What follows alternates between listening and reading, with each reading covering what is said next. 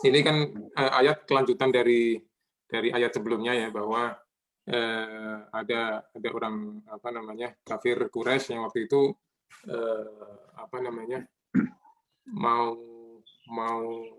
mengajukan syarat kepada Nabi ya, kalau aku mau beriman dan apa namanya aku akan bawa pengikutku untuk beriman, tapi dengan syarat engkau singkirkan orang-orang yang miskin, yang kumuh-kumuh itu engkau singkirkan gitu ya. Nah, kemudian kan kata apa namanya di ayat ke berapa itu, saya share sebentar Pak ya. Nah, ini di ayat ke-28 itu kan disebutkan wasfir nafsaka ma'al ladzina yad'una rabbahum bil ghadati wal 'ashyi yuriduna wajha dan seterusnya. Bahwa bersabarlah engkau wahai Muhammad kepada bersama orang-orang yang tadi yang miskin-miskin itu, walaupun miskin tapi dia itu apa namanya? Selalu menyebut ingat Allah, selalu berdoa kepada Allah dan sebagainya, sehingga jangan sampai kalau ada tawaran-tawaran yang menggiurkan ya, ini sebenarnya peringatan itu untuk kita. Nah, Nabi sih nggak mungkin tergoda itu gitu ya. Ini peringatan untuk kita ya, jangan sampai karena ada tawaran yang menggiurkan, apakah itu kekayaan ataupun pengikut dan sebagainya, itu membuat kita meninggalkan orang-orang yang terpinggirkan tadi, orang-orang miskin, orang-orang yang tidak punya daya dan upaya kecuali ya hanya berharap pada Allah Subhanahu wa taala. Nah, jangan sampai kita seperti itu. Ini biasanya orang kalau nanti dekat-dekat pilkada pemilu biasanya itu tuh yang dicari orang-orang yang punya duit, yang punya pengikut dan sebagainya. Nah, nah ini kan kemudian di ayat selanjutnya dibilang bahwa ini kebenaran ini dari Allah, bukan kamu mau beriman silakan, faman syaa falyu'min, wa man syaa falyakfur, kalau nggak mau ya kufurlah gitu ya. Nah, setelah itu baru Allah memerintahkan pada Nabi untuk menceritakan perumpamaan apa namanya? Perumpamaan penghuni kebun tadi, bahwa apa namanya wadrib lahum matsalan ini ada dua orang yang bersahabat ya, ini bersahabat antara mukmin dan kafir ya. Jadi ini sebenarnya apa namanya sah-sah aja orang beriman bersahabat dengan orang kafir, tapi di sini dikatakan bahwa orang yang kafir itu kaya raya, sukses luar biasa, dia apa namanya punya kebun ya. Ini tadi disebutkan Ustaz bahwa kebun ini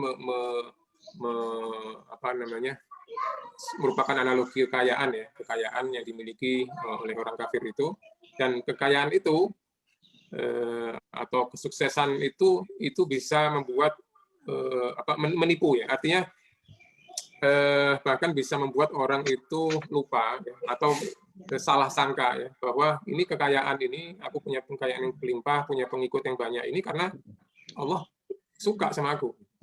Jadi bukan apa namanya, makanya sampai dia berkata bahwa apa nih di sini, ini akan kekal, kalaupun terjadi ada kiamat, itu nanti Allah pasti akan memilih apa namanya memihak aku, karena selama ini Allah dianggapnya itu memihak dia gitu, selalu memberikan keberuntungan. Nah ini yang sering kali terjadi pada apa namanya sejarah. Kita melihat misalnya Fir'aun itu nggak pernah sakit katanya, nggak pernah sakit, sukses luar biasa, apapun yang dilakukan apa namanya berhasil terus, dia ini berhasil. Korun tuh sukses luar biasa, nggak pernah gagal.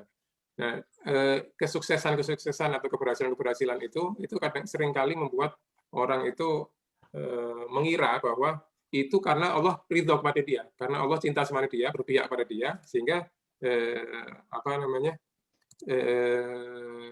ya salah sangka, dia menganggap orang yang miskin itu bilang, kamu ini siapa lu gitu.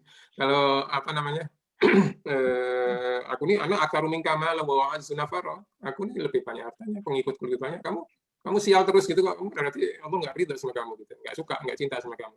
Nah ini yang apa namanya mungkin perlu digarisbawahi, bahwa apa namanya ya seringkali mungkin kita lihat sekarang ada yang saudara kita yang sakit, ada mungkin beberapa saudara kita yang sedang memiliki masalah, itu bukan berarti Allah lagi tidak suka atau apa namanya benci kepada orang tersebut.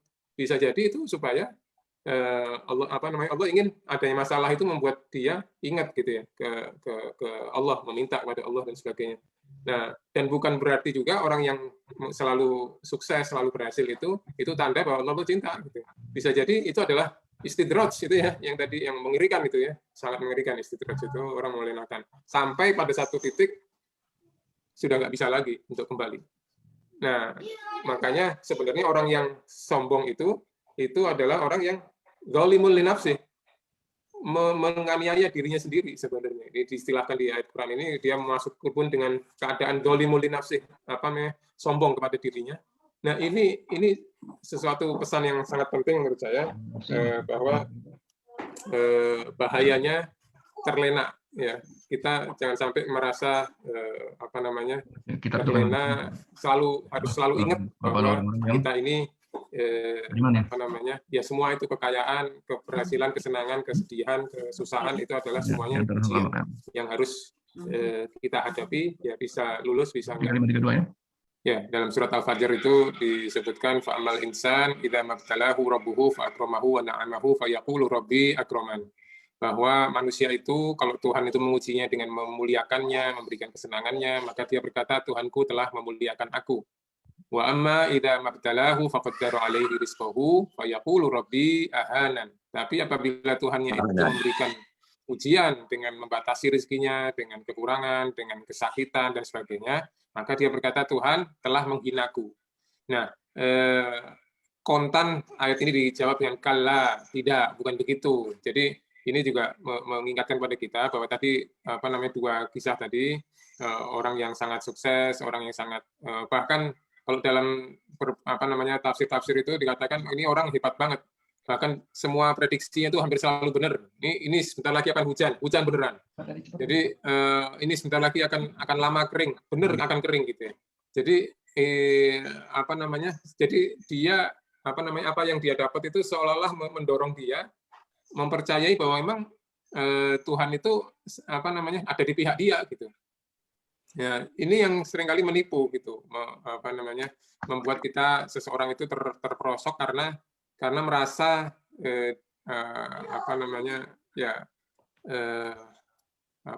apa yang dia terima itu, berbagai kesuksesan itu karena Allah sedang memuliakan dia, padahal bukan itu. Kalla bal tukrimunal yatim. Jadi sehat, sakit, kaya, miskin itu bukan ukuran Allah itu cinta atau benci kepada dia gitu.